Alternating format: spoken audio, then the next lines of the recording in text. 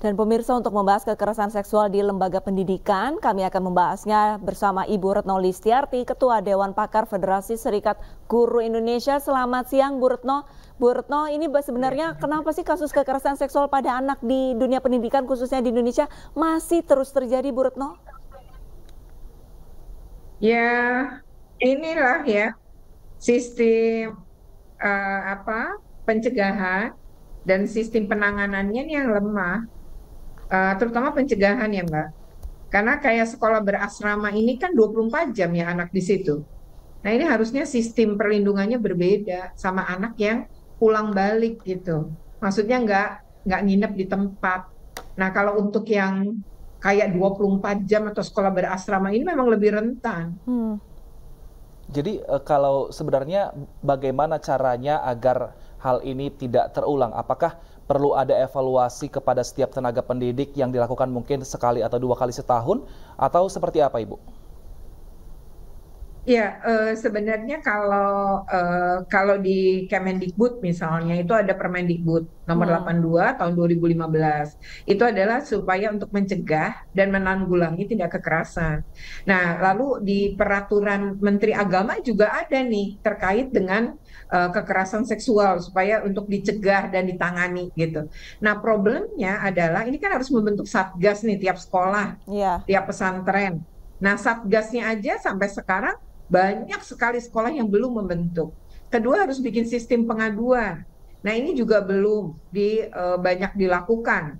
Ya kemudian juga yang perlu dilakukan lagi itu adalah bekerja sama gitu mereka dengan pihak-pihak profesional seperti psikolog ya ketika penanganan. Ini juga banyak sekali yang belum melakukan gitu. Jadi ketika tidak ada sistem perlindungan, nggak ada sistem pencegahan, ya nggak ada hal seperti itu, ya pelaku kan nggak khawatir jadinya, maka mereka terus melakukan dan korbannya banyak banget ya untuk sekolah ini Baik. sepanjang 2022 aja korbannya Heeh. udah beratus anak ya.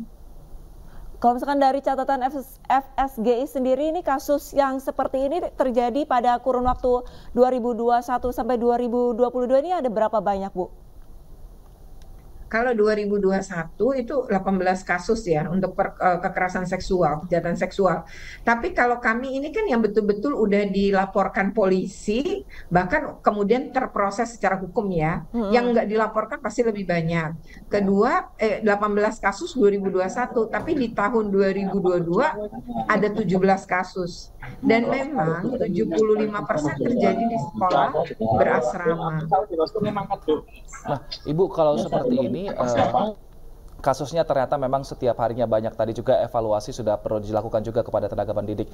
Lantas, adakah juga yang bisa diperbaiki dari sisi siswa mungkin dan juga dari sisi orang tua? Apa yang diterapkan, nilai-nilai apa yang perlu diterapkan orang tua kepada anak-anaknya agar di dunia pendidikan sang anak juga bisa langsung melapor jika hal-hal tidak diinginkan terjadi?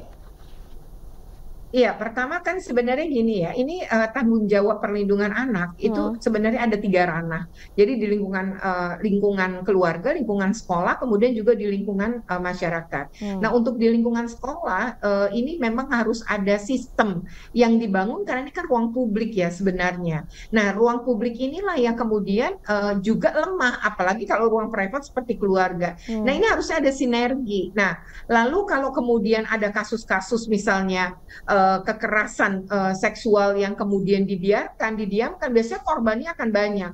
Kasus itu terjadi misalnya kalau di catatan kami di 2022, setidaknya misalnya satu sekolah di Kabupaten Batang ya, itu kan 45 siswi menjadi korban dan 10 diantaranya diperkosa oleh satu guru yang kebetulan guru agama dan pembina OSIS. Hmm. Nah kemudian kalau kemudian sekolah-sekolah berasrama, kan dari 18 kasus misalnya tahun 2021, 14 terjadi di sekolah berasrama. Dan tahun 2022 sekolah berasrama juga banyak. Ini artinya perlu dievaluasi ya sekolah-sekolah berasrama terkait dengan tadi sistem pencegahan dan sistem perlindungan di sekolah itu, mengingat anak-anak ini 24 jam sehari, 7 hari seminggu ya, 30 hari sebulan gitu selalu berada di sana. Nah, di sini orang tua juga harusnya ngedidik anak-anak untuk berani bicara, speak up. Nah, kebanyakan anak tuh nggak berani berbicara karena diancam, karena hal-hal lain. Nah, padahal ya kita tuh ini keberanian berbicara, speak up ya untuk menyatakan apa yang dia tidak nyaman, dia yang merasa terancam, itu sebenarnya adalah pembiasaan. Nah, ini yang harus jadi budaya. Makanya kenapa harus ada sistem pengaduan agar tadi anak itu punya ruang untuk mengadu atau untuk bicara. Harapannya seperti itu dan pengaduan nggak boleh tunggal kalau dalam peraturan menteri. Itu harus ada pengaduan lain. Ya misalnya P2 TP2A di daerah itu, Dinas PPA, KPAD, KPAI, Kemendikbud, Dinas Pendidikan, itu menjadi penting punya nomor-nomor itu di sekolah-sekolah atau di satuan pendidikan. Tujuannya anak bisa milih, dia lebih nyaman ngadu kemana gitu. Itu memang penting dan itu disyaratkan betul di dalam peraturan-peraturan menteri ini. Bu Retno, selain sistem pengaduan nih yang harus dibenahi, kalau misalkan sistem rekrutmen dari baik itu para guru yang ada di sekolah umum ataupun yang ada di pesantren, ini apakah diperlukan ada tes psikolog terlebih dahulu nih Bu? Karena ini banyak sekali ternyata justru guru yang ada di lingkungan pesantren, Bu Retno. Betul. Ini sebenarnya kalau dari data kami juga menunjukkan 73% kan pelakunya guru. Kalau tahun 2021 88% guru. Jadi memang ini penting secara berkala guru tuh dites ya psikologinya baik oleh Kemenak maupun oleh Kementerian Pendidikan dan Kebudayaan. Ini penting walaupun kemudian dilakukan misalnya secara random karena memang tidak mudah juga sih melihat para predator anak ini gitu ya, kedeteksinya itu lewat tes psikolog yang memang pada tingkat sulit lah ya. Itu harus betul-betul ada caranya yang tentu berbiaya memang lebih mahal, tapi itu kan dalam upaya misalnya ngelindungin anak-anak. Begitupun negara memang harusnya memang hadir. Kalau di Eropa misalnya seorang pedofil misalnya dia itu umumnya dipasang chip yang kalau dia bergerak dari satu negara dari satu negara ke negara lain gitu ya di Uni Eropa, maka akan diberitahu di wilayah yang didatangi agar orang ini tidak bisa bekerja untuk lingkungan yang ada anak-anak seperti di sekolah.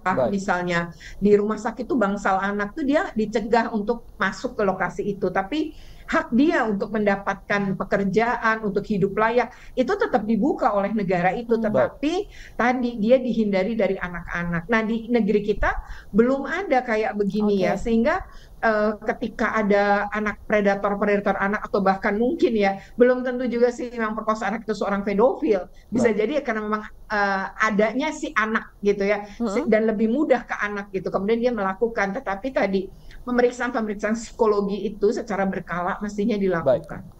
Tidak hanya untuk pencegahan kekerasan seksual, tapi juga kekerasan fisik. Karena biasanya memperlakukan orang lain dengan buruk ya, memukul dan lain-lain, itu orang yang secara mental punya masalah. Baik, kita harapkan semoga perbincangan ini juga membuahkan hasil dan juga dari dinas terkait bisa melakukan tes psikologi secara rutin kepada tenaga medis. Ya? Baik, terima kasih Ibu Retno Listiarti atas waktu dan informasinya. Sehat selalu Ibu.